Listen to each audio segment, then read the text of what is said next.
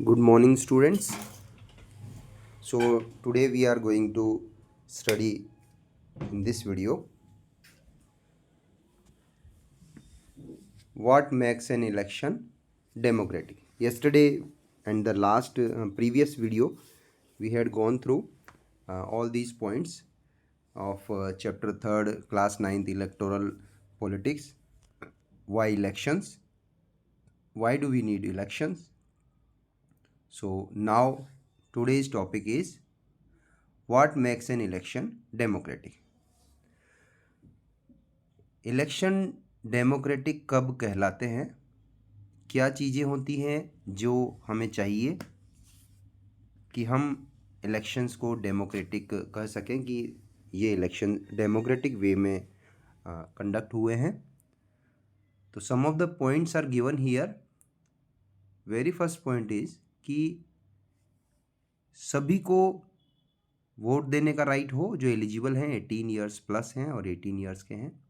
तो everyone should have one vote. एक आदमी का एक ही वोट वैल्यू हो एंड उसका वैल्यू इक्वल हो. चाहे वो किसी रिच पर्सन का वोट हो तब भी उसका एक ही वैल्यू हो, और किसी गरीब आदमी का या सब्जी की दुकान ठेला लगाने वाले का, चाय की दुकान लगाने वाले का या अंबानी का, सबका वोट का वैल्यू सेम हो. सबसे पहला जो फीचर है इलेक्शन में जो जो उसे डेमोक्रेटिक बनाता है वो यही है कि one man one value one vote. Second one is there should be something to choose from. Parties and candidates should be free to contest elections. उस इलेक्शन में सभी पार्टीज को जिनको as a party election commission of India से recognition मिला हुआ है, या कोई निर्दलीय पार्टी भी होती है जिसकी कोई निर्दलीय कंटेस्टेंट भी होता है जो कोई किसी पार्टी से खड़ा नहीं होता है, तो उसको इलेक्शन कंटेस्ट करना या अपना जो प्रतिनिधि है, रिप्रेजेंटेटिव है, अपना लीडर है, वो इलेक्शन में खड़ा हो सके, इलेक्शन कंटेस्ट कर सके. तो हर पार्टी को, हर कैंडिडेट को इलेक्शन कंटेस्ट करने का राइट होना चाहिए. तो हर वोटर को एक चॉइस मिलनी चाहिए. चॉइस मतलब उसके सामने ऐसा नहीं होना चाहिए कि एक ही कंटेस्टेंट है या एक ही पार्टी है उसी को वोट देना है, जैसा कि चाइना में होता है. कम्युनिस्ट पार्टी ही केवल वहाँ पर अपना कंटेस्टेंट नॉमिनेट करवाती है, उसके सामने कोई अदर पार्टी है ही नहीं. तो फिर वो डेमोक्रेटिक इलेक्शन नहीं होगा. तो वोटर्स के पास चॉइस होनी चाहिए कि मैं, अगर मुझे ये कैंडिडेट अच्छा नहीं लग रहा तो मैं दूसरा कैंडिडेट सामने है उसको मैं वोट कर सकूं.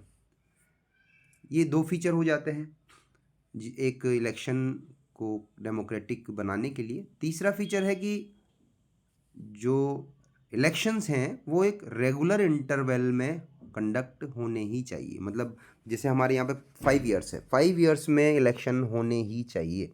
ऐसा नहीं है कि कोई पार्टी रूलिंग पार्टी है और वो इलेक्शन करवाना ही उसने बंद कर दिया कि हम हमेशा के लिए हमारी ही गवर्नमेंट रहेगी, तो फिर वो डेमोक्रेटिक नहीं है. और वो इलेक्शन भी अगर करवा रहे हैं तो देखिए चाइना की तरह करवा रहे हैं, हर साल रेगुलर इंटरवल में करवा रहे हैं, लेकिन वहाँ पर किसी को परमिशन ही नहीं दी जाती है पार्टी बनाने की. अगर वो कम्युनिस्ट पार्टी के सपोर्टर नहीं है तो वो अपना कैंडिडेट खड़ा भी नहीं कर सकते और पार्टी भी नहीं बना सकते. तो फिर वहाँ पर वो डेमोक्रेसी केवल दिखाने की है, डमी है.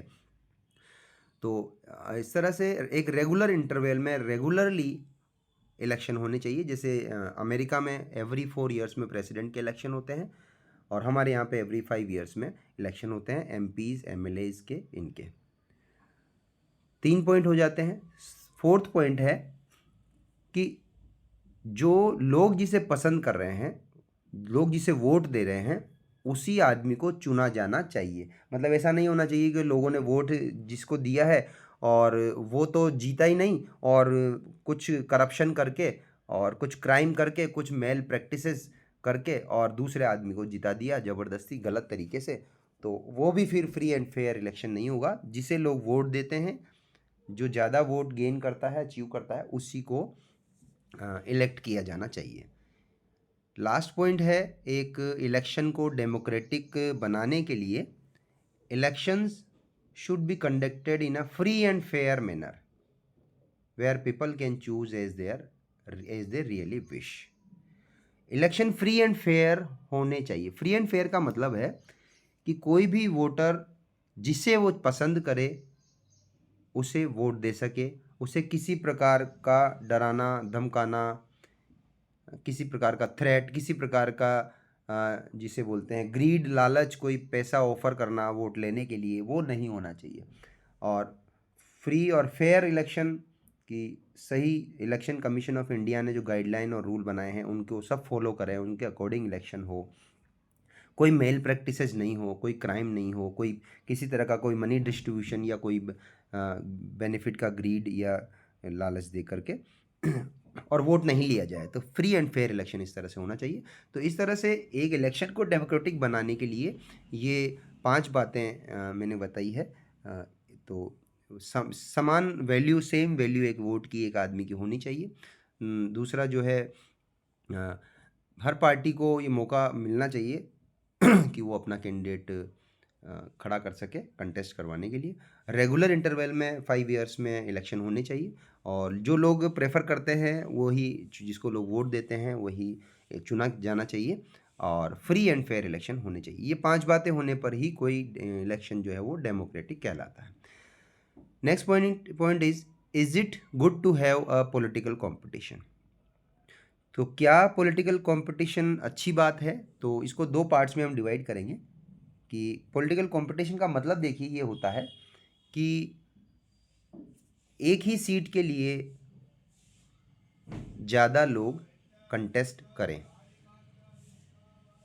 लोगों के पास चॉइस हो, उनके बीच में कंपटीशन हो कि जो जनता की ज़्यादा सेवा करेगा, जो ज़्यादा डेवलपमेंट करवाएगा, जो ज़्यादा जनता के भलाई के काम करेगा कम्युनिटी के लिए, जनता के लिए, वो जीतेगा। तो इसलिए अगर अच्छा काम नहीं करेंगे तो नेक्स्ट जो 5 ईयर्स का इलेक्शन आएगा उसमें जनता वोट नहीं देगी तो आप हार जाओगे।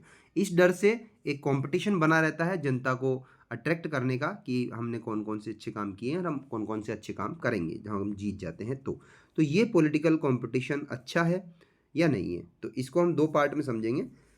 पहला तो पॉलिटिकल कंपटीशन के डीमेरिट्स हम देखते हैं, इसकी बुराइयां क्या है, पॉलिटिकल कंपटीशन होने से क्या गलत होता है, क्या बुराई होती है। तो पहली चीज़ ये आती है कि इससे एक डिसयूनिटी की सेंस आता है। मतलब इससे होता ये है कि लोगों को अट्रैक्ट करने के लिए गुट बना लिए जाते हैं, कम्युनिटी, कास्ट, रिलीजन, इनका जो है इनके बेस पे वोट अट्रैक्ट किए जाते हैं वोट लेने के लिए। तो ये एक डिसयूनिटी और फ्रैक्शनलिज्म, सोसाइटी में विभाजन और जो है वो एक तरह से डिवाइड पैदा होता है सोसाइटी में।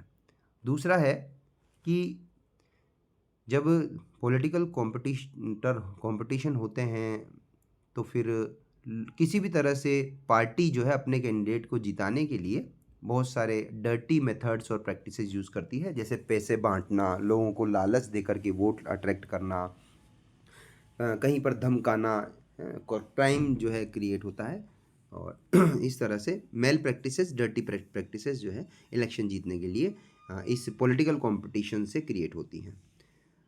नेक्स्ट जो डिमेरिट है वो है कि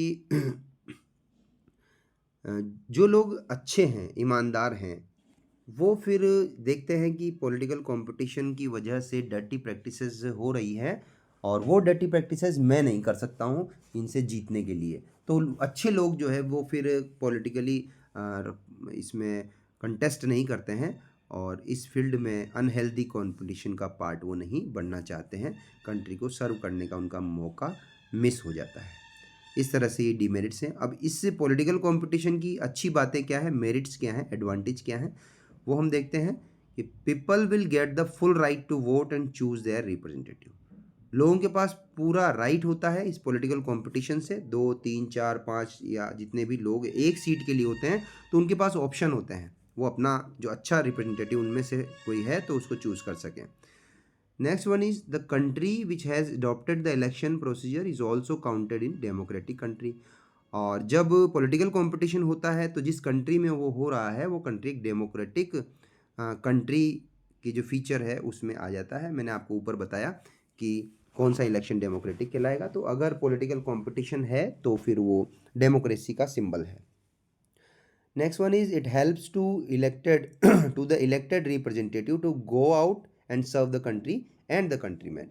पॉलिटिकल कंपटीशन में हर कंटेस्टेंट, हर लीडर को जो खड़ा हुआ है उसको ये डर होता है कि अगर मैं अच्छा काम नहीं करूँगा तो लोग, people will not elect me as an representative and they will not send me in parliament and assembly also. So वो इस लालच में, इस कंपटीशन की वजह से लोग देश की सेवा करते हैं, बाहर जाते हैं, गाँव की सेवा करते हैं, सब लोगों की सेवा करते हैं ताकि लोग जो है आने वाले समय पर उनको वोट दें। And next one is after the people get the right to vote they are considered as equal. इससे एक चीज़ और होती है, लोगों में ये भावना, ये सेंस बिल्कुल स्ट्रेंथन होता है, मजबूत होता है कि देश में इक्वलिटी है, हम इक्वल हैं। कोई भी अमीर आदमी भी वही एक ही वोट देता है, उसको भी वोटिंग में सेम राइट होते हैं और जैसा एक गरीब चाय वाले को होता है, तो उसमें उसको अच्छा फील होता है कि we are equal, we are not discriminated.